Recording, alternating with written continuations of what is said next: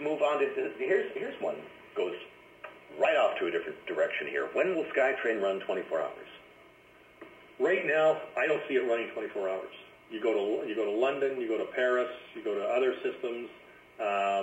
You will maybe see 24-hour operations in very large systems when they've got 3 or 4 or 5 tracks on the same direction.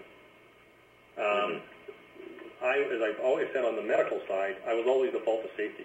In fact, I can't see it on our existing system. The Canada line is not expected to run 24 hours a day.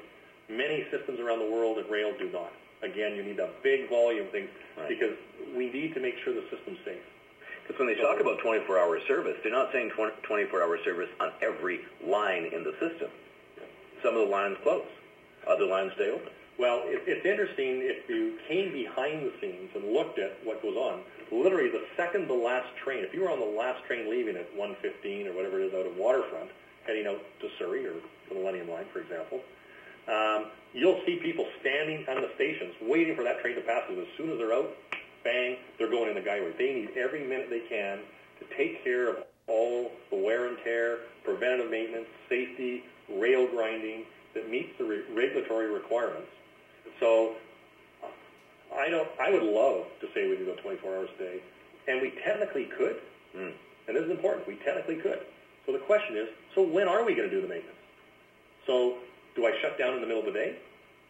I don't think so, relative to the volume that's it. So we do have those capabilities. We're always looking at more innovative ways to extract more available productivity.